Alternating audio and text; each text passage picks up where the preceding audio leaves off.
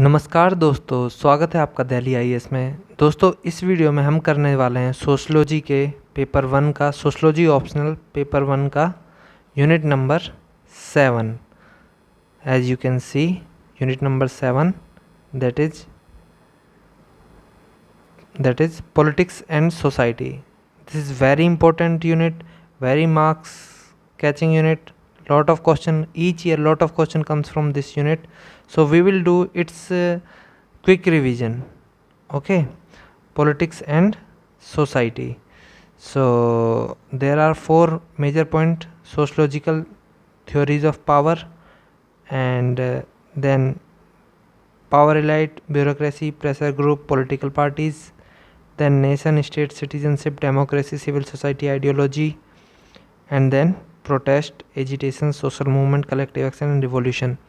Friends, don't need to take worry, it is very easy, and in this video I am going to do quick revision of this unit so that it will become very easy for you while you will do your complete full study. Okay, so let us start without any delay. Sociology unit 7, politics and society. So the main thing in this unit start from, as you know, politics and society. Okay, so in our society there are mainly two things. Which are they? Okay, in our society there are mainly two things. One is ruler and second is ruled. Ruler who rule the country, and ruled who are being ruled, just like normal citizens of the country. Now in every society there are these two sections, ruler and ruled. Now what happened? These people ruled, normal people, citizens, they have certain desire, they have certain goal, they also want something to do in their life.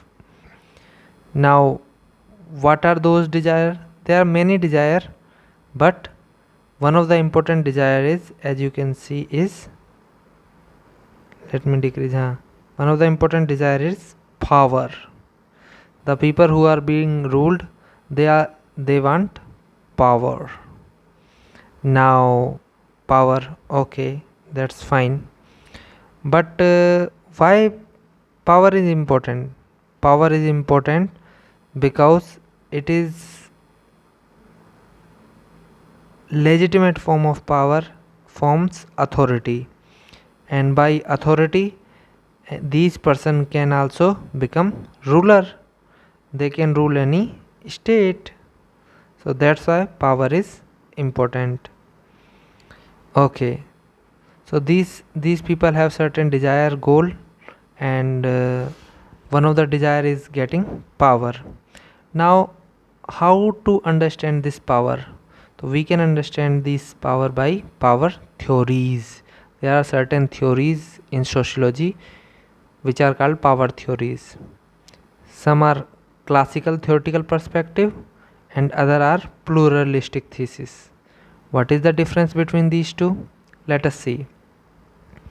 The main classical theoretical perspective are Marxist perspective, Weber's perspective, and classical elite theories. Okay, other than this there is neo-Marxist approach. Okay, what this says, first of all let us see classical elite theories. What it says? It says that society is divided into two parts. Society is divided into two parts: the ruled majority and ruling minority. Ruled majority and ruling minority. And ruling minority consists of for example, let us say lion and fox. So in this way society is divided, where majority of people who are being ruled by the minority of people, and they never do interchange. Whatever ruling minority, they in themselves do interchange, but people from majority, they not transfer to ruling class. Okay, so that's why it is called classical, because right now in democracy, as you can see, people from majority of the section, they can also become president, for example in America also, and in India also, even a tea seller can become prime minister. So it is classical elite theories. This section are called elite. For example, feudalist European class is the perfect example of this. Okay, and now what is this elite? The people who excel, who have certain qualities, they are called elite. And what is power elite? Those elite who have power, they are called power elite. I mean, these elites which have influence in society are called power elite. Okay, so this is classical elite theory. Now, how it is different from Marxist theory on power? Basically, Marx says that the power is divided in such a way that haves have have control on means of production, and which is harmful for the majority of the this people. So ruling minority is causing harm to ruled majority. This is Marx theory of power, and it says that it is harmful for the majority of the people, and this situation can reverse in communism. And in communism this situation can reverse, and yes, this situation can reverse in communism, and revolution is necessary for that. So this is main difference between these two. It says that power is in this form, and it says that it is harmful for the ruled majority, and this situation can reverse. And it says that the main source of power is economic infrastructure. As you can see, main source of power is economic infrastructure. Okay, economic infrastructure is the main source of power. But Weber says that only economic infrastructure is not source. There are two other sources, for example political source as well as social source. It gives trinitarian approach: political, social and economic. These are the source of power which provide power to some section of people. Political, and he gave social action also. He gave like traditional source of power, charismatic source of power, and legal rational source of power, this Weber. Now one more interesting thing is, Weber says that power is a constant sum game, zero sum game. That means in a society power is limited. If some section, suppose this have power, okay, this section of people have power, okay, suppose they will suppose constant sum game mean, suppose there are two person, okay, and one got 60 marks, then other will get 40. If one will get 70, then other will get 30. So overall total will remain same. So this is called constant sum game. But on the other hand, pluralist thesis of power says that power is not concentrated in hand of few, but power is dispersed in the society, and it is dispersed. For example, in democracy, power is dispersed between executive, legislative, judiciary and other organs, like other constitutional body, like you can say UPSC, vigilance commission, Lokpal. So power is dispersed in the society. Similarly, Parsons' theory on power says that power is a variable sum game. It is not constant. So he was like functionalist. He says that this power is beneficial for the whole section of the society. And how it is variable sum game?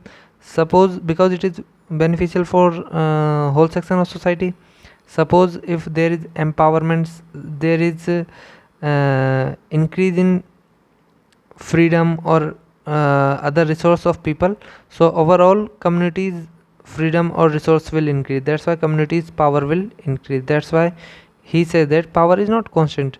It can increase or decrease on the basis of availability of resources. So he said that power is variable sum game. Okay, now I think we have quite discussed about this power. One more thing, Parsons says that power is important because goal setting of the society, as I have already shown to you, because ruled majority have certain goals, and that goals can achieve by power. So it is goal setting of the society and collective well-being of the society. I have just now explained. So as we start my discussion from here, that ruled people, society consists of ruler and ruled. Now what happened? Ruler and ruled. Okay. Now what happened? These people who are ruled, they have certain desire or goals, and these goals or desire are attained by the collective entities. Collective entities like pressure group, political parties, and civil society. They are called collective entities because they have certain desire and goal. And how they achieve their certain desire and goal? By collective action. Which type of collective action? Collective action like protest and agitation. And now protest, how protest is different from agitation? Basically protest have opposition as the main content in them, and agitation has main content of purpose. For example, protest like farm law protest, they are doing opposition of the farms law which was already passed, which okay. And agitation is done by group of people for certain purpose, for certain demands. For example, people want you can say people want jobs, okay, or reduce this inflation. For that people do agitation, or to do justice against the rape victim, that is called agitation, and it has opposition as main uh, condition for protest, okay. But sustained collective action for a long time, it becomes social movement. For example, India against corruption in 2013, it is called social movement. And if social movement brings some drastic change in the society, then it becomes a revolution. So how revolution is different from social movement? It brings drastic change, it is sustained collective action, okay. So it brings drastic change in the society, and it is sometimes abrupt, but it is not as much abrupt. It is spontaneously, I mean gradually develop. It developed spontaneously. For example, French Revolution, as you can see, okay. But now collective entities, to get collective action, they require certain ideas which get by ideology, okay. And this ideology also help in social movements. So this was the main ideas of this unit, politics and society, okay. Now one more thing here, we discussed that these people who are ruled, they have certain desired goals which are achieved by power in the form of state, control over state. Now how state develop? First there is nation, people having common feeling, okay, it is called nationalism. And people having common feeling based on common cultural identity, they become nation. So nation is a psychological and cultural unit, while state is physical and political unit. It is psychological, cultural. For example, Kurd nations or Uyghur, okay. But physical and political unit, this is called state. It is a modern concept, it is older concept, okay. Now state is associated, whenever we listen about state, in modern state especially, we came across democracy. Its characteristics, its feature is democracy, and democracy, bureaucracy. Now why bureaucracy is important? Because it increases efficiency and rational in the society increase. And why democracy is important? Because it is people's rule, it is people's rules. And it is while there is people's rule, then there is a possibility of collective action. We cannot see collective action in a dictatorship like North Korea, Kim Jong-un. We cannot see protest, agitation, any other form of collective action there. It is possible only mainly in democracy. Okay, and state is also associated with citizenship. Okay, just like nation is associated with nationalism, state is associated with citizenship. Citizenship means legal right, duty. Okay, legal rights and duties, mainly rights. People belonging to certain people, if people are citizenship of a particular country, then they have special rights in that country. Okay, so this was a quick revision of this unit, politics and society. Hope you like it, and believe me, this quick revision will be very helpful. It will become foundation for your further study of this unit. Okay, you will have broad idea now what they are talking in this unit. So I know first time it may look little bit confusing, but please watch it 2-3 times so that these things will fit in your mind, and while you're studying, it will give you most benefits. So thanks for watching. Please subscribe the channel. It gives me motivation to make further improvement in my study and my study techniques and selection. Thank you.